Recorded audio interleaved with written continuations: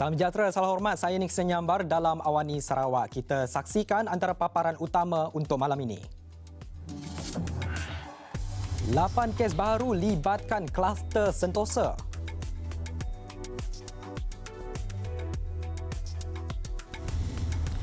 Kaki tangan kesihatan gempur Kota Sentosa esok. Juga aktiviti korban diteruskan, ikut SOP ditetapkan.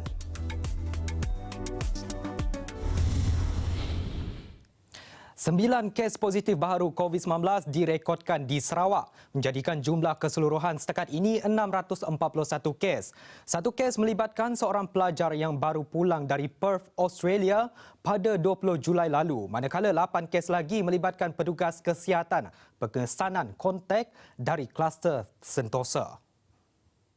Pada hari ini terdapat 8 kes baru yang dilaporkan melibatkan pengesanan kontak dari kluster yang masih aktif. Kesemua kes tersebut telah dikesan melalui saringan aktif ke atas semua kontak di dalam kluster Sentosa. Semua mereka adalah petugas kesihatan di fasiliti tersebut yang telah disaring pada 22 Julai 2020. Mereka terdiri daripada 5 orang lelaki, 3 orang perempuan dalam lingkungan umur di antara 30 sehingga 48 tahun. Kesemua kes ini tidak menunjuk sebarang tanda dan gejala. Setakat hari ini, seramai 643 orang telah disaring untuk diambil swab untuk ujian RT-PCR yang melibatkan kluster Sentosa. UGA menambah kesemua kes telah dimasukkan ke Hospital Umum Sarawak untuk rawatan sementara. Semua kontak telah diberi arahan kuarantin selama 14 hari. Selain itu, UGA memberitahu hanya kluster Sentosa yang menunjukkan penambahan 8 kes, manakala 7 kluster lain kekal. Melihat kepada peningkatan kes positif itu, pihak JPBN Sarawak perluaskan usaha pengesanan kontak di kawasan Kota Sentosa. Ini juga kita bincang dengan cara panjang lebar. That's why I came late here this morning. We have invited 1, 2, 3, 4, 5, 6, 7, 8 doctors, specialists bersama-sama dengan saya, dengan Datuk Seri Dr. Sim dan Dr. Chin.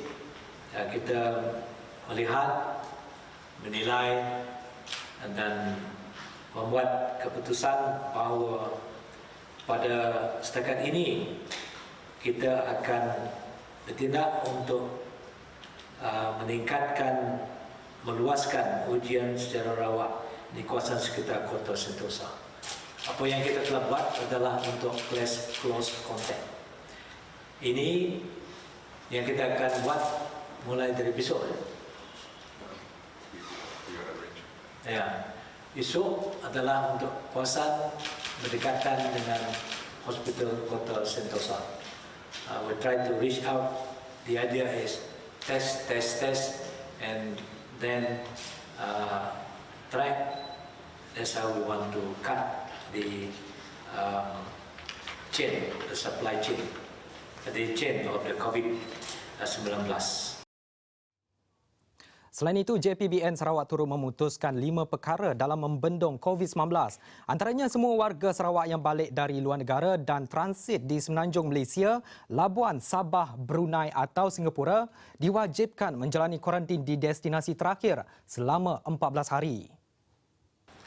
Perluasan penangguhan pembuka semula sesi persekolahan di daerah Pedawan, Pemalu, perluasan penangguhan pembukaan semula sesi persekolahan bagi daerah Pedawan adalah SJK Chung Hua Siburan melibatkan tahun 1, 2, 3, 4, 5 dan 6. Bagi kelas prasekolah, sisi persekolahan diteruskan seperti biasa. Penangguhan tersebut adalah sehingga 3 Ogos 2020. Penangguhan pendaftaran pelajar UNIMAS. Pelajar UNIMAS kita telah berbincang dengan pihak UNIMAS dan memutuskan bahawa kemasukan pelajar program pra universiti yang dijadualkan pada 1 Ogos akan ditangguhkan sehingga 1 tarikh yang akan diberitahu kemudian. Peningkatan kes dan kluster di Sarawak sedikit sebanyak merisaukan orang ramai. Rata-rata mereka yang ditemui kru Awani Sarawak setuju jika PKP diperketatkan dilaksanakan di negeri itu demi keselamatan semua. Untuk pelaksanaan PKP ini, rasanya kalau demi keselamatan tak salah. Demi keselamatan je lah. Sebab kita takut kan apa-apa terjadi nanti.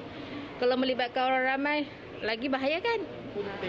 Oh, kalau dari segi ekonomi, tak menafikan lah. Boleh menyebabkan, dari segi orang yang berniaga, boleh terjejas lah. Kami setuju dengan PKPD tu dilaksanakan pakai menyekat COVID lagi lebih meluas. Mudahan kita tu makin okey lah. Kat kucing tu, gigit kucing tu makin teruk. Kami setujulah dengan pendapat pengarah ya. Sebab keadaan kita tu pun macam tu belum stabil. Manakala bagi pengusaha restoran, mereka 5 perkhidmatan utama Jabatan Agama Islam Sarawak JAIS kini diintegrasikan melalui aplikasi Khidmat Islam Sarawak Kiswa. Platform digital ini menghubungkan pengguna dengan perkhidmatan Sinar, e-Masjid, e-Hidayah, e-Munakahat dan e-Dakwah. Tujuannya semata-mata antara objektif yang telah digariskan oleh Yang Amat Berhormat Ketua Menteri kita ialah untuk memastikan bahawa kita Sarawak tu, kerana negeri kita tu besar, nak dibangunkan supaya selaras seragam dengan bangunan negeri-negeri lain yang ada di Malaysia. Jelas Abdul Rahman, Kiswa antara aspirasi JAIS untuk menyediakan data dan statistik yang terkini secara digital. Usaha itu bakal merubah konsep konvensional yang digunakan sebelum ini kepada pengurusan sistematik selari dengan cara hidup umat Islam di negeri itu. Saya rasa semua agensi kita akan mengedukasi serta menggunakan aplikasi digital dalam perkhidmatan agensi-agensi kita. Dan seandainya ia dapat dilakukan, semua kita dapat menggunakan kaedah yang sama, maka saya pasti agensi-agensi Islam di bawah Majlis Islam Sarawak akan menjadi agensi jabatan majlis yang pertama, bukan saja di Sarawak, malahan di Malaysia menggunakan sistem digital sepenuhnya. Beroperasi sejak 5 Jun lalu, Kiswa telah dibangunkan dengan peruntukan dari kerajaan negeri berjumlah 1.8 juta ringgit. Antara ciri keselamatan Kiswa ialah penggunaan Sarawak ID bagi pelanggan untuk mengakses dan mendapatkan semua perkhidmatan kerajaan negeri Sarawak pada satu-satu masa.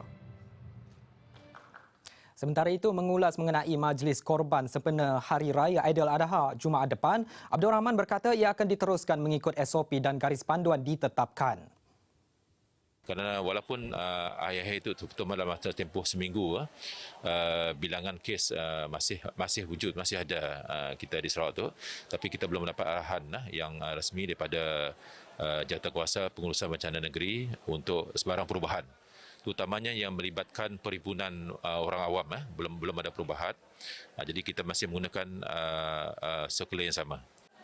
Jelas Abdul Rahman, kerajaan negeri sebelum ini membenarkan aktiviti korban dijalankan seperti biasa dan dilaksanakan berlandaskan garis panduan yang ditetapkan. Beliau berharap rakyat mematuhi SOP dan sentiasa mengekalkan penyerakan sosial agar ibadah korban masih boleh dijalankan.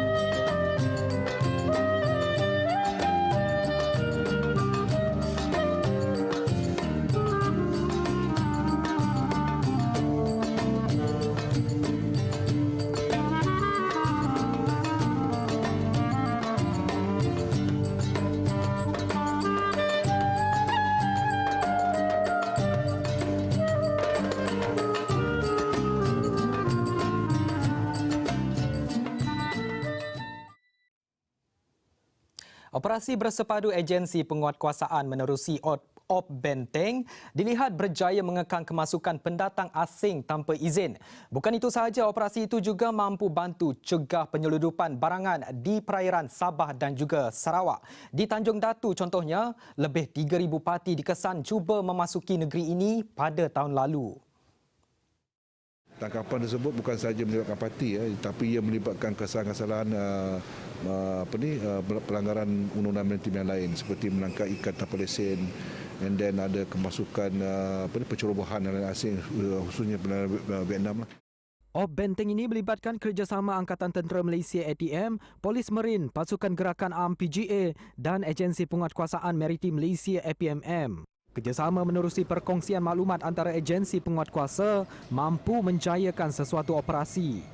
So kita kongsi kita punya operasi, kita kongsi kita punya perisikan. In fact, maklumat-maklumat pun kita kongsi antara pihak polis, pihak APMM dan juga Angkatan Tentera. So basically dengan kerjasama ni memang bagus.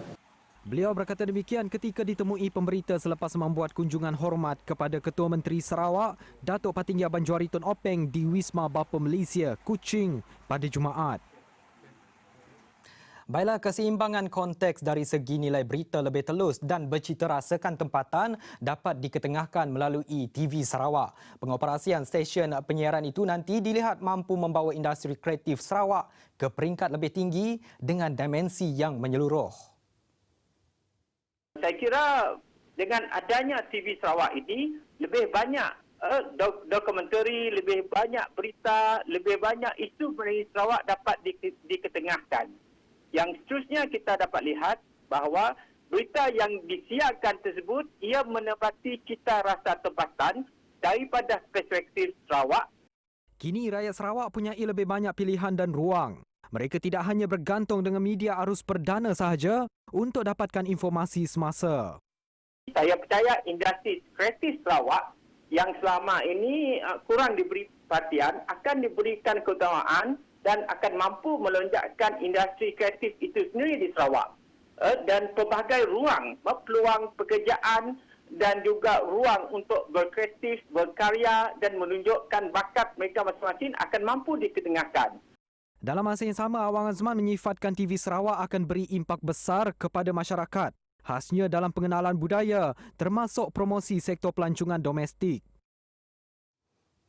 Dan bagi rakyat di Sarawak pula, mereka teruja dengan adanya stesen TV sendiri itu nanti boleh beri peluang pekerjaan kepada anak tempatan. Bukan itu sahaja, kepelbagaian genre dokumentari, berita dan hiburan tempatan juga dapat dipaparkan kepada umum. Saya sebagai anak jati Sarawak sangat mengalu-alukan idea-idea bernas daripada Ketua Menteri untuk memajukan persediaan prasarana di Sarawak. Lebih-lebih lagi setelah Ketua Menteri kita telah mengumumkan ia akan membuat satu stesen untuk TV Sarawak dan sangat kita tunggu selama ini. Kami rasanya banyak membawa kebaikan lah sebabnya banyaknya pun peluang pekerjaan. Lepas itu kita akan lebih tahu lagi maklumat tentang Sarawak lah dengan lebih terperinci. Penubuhannya bukan sahaja beri peluang besar buat anak Sarawak dalam bidang media dan penyiaran, malah berperanan sampaikan maklumat secara menyeluruh di setiap pelosok negeri itu. Sebab banyak orang memang perlukan maklumat bah. Macam di Kuching tu nya Waimannya saya ada channel tu, nya ada channel lain tapi di pendalaman tu banyak orang kurang maklumat. Adakah TV ini adalah percuma untuk rakyat ataupun bagaimana pendapatan kerjaan untuk membuatnya percuma, dan itu mau kena pastilah untuk agar rakyat senang. Dengan itu, sekian laporan Awani Sarawak hari ini. Saya Nixon Nyambar. Salam hormat, kita jumpa lagi.